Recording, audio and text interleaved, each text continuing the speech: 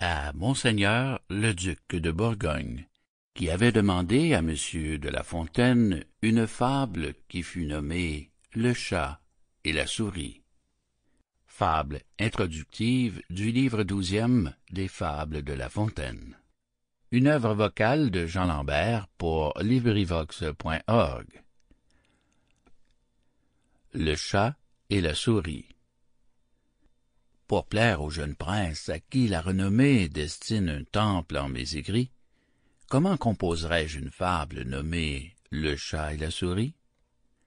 Dois-je représenter dans ces vers une belle qui, douce en apparence et toutefois cruelle, va se jouant des cœurs que ses charmes ont pris, comme le chat de la souris?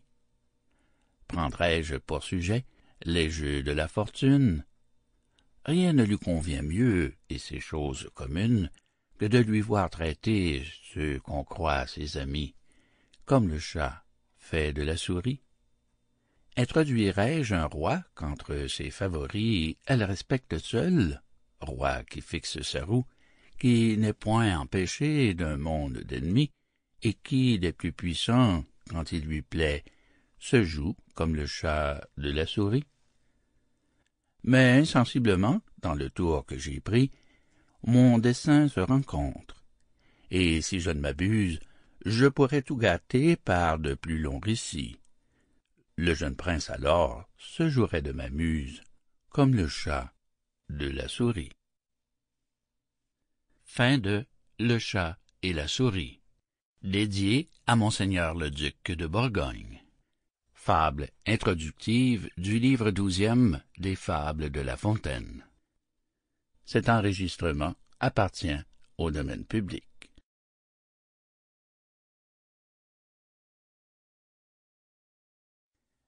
Les compagnons d'Ulysse, à Monseigneur le duc de Bourgogne. Première fable du livre 12e des Fables de Jean de La Fontaine. Une œuvre vocale de Jean Lambert pour LibriVox.org. Les compagnons d'Ulysse. Prince, l'unique objet du soin des immortels, souffrez que mon encens parfume vos autels. Je vous offre un peu tard ces présents de ma muse. Les ans et les travaux me serviront d'excuse.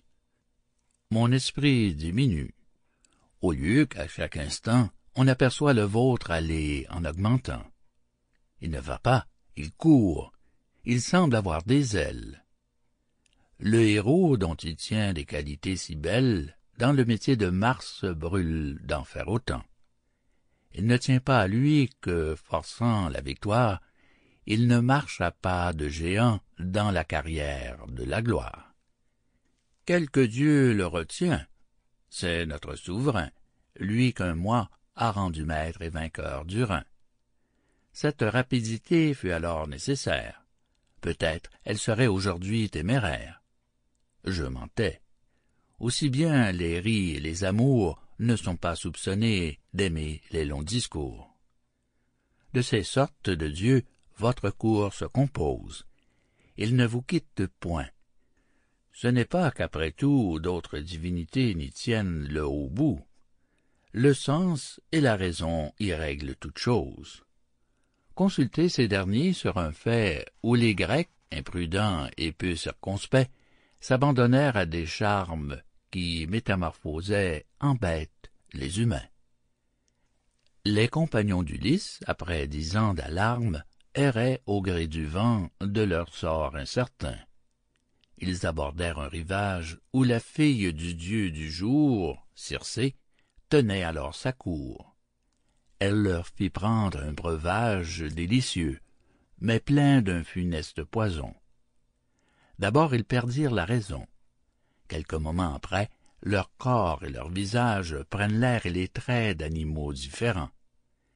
Les voilà devenus ours, lions, éléphants. Les uns sous une masse énorme, les autres sous une autre forme. Il s'en vit des petits, exemplum, ut talpa. Le seul Ulysse en échappa. Il sut se défier de la liqueur traîtresse. Comme il joignait à la sagesse la mine d'un héros et le doux entretien, il fit tant que l'enchantement Sample complete. Ready to continue?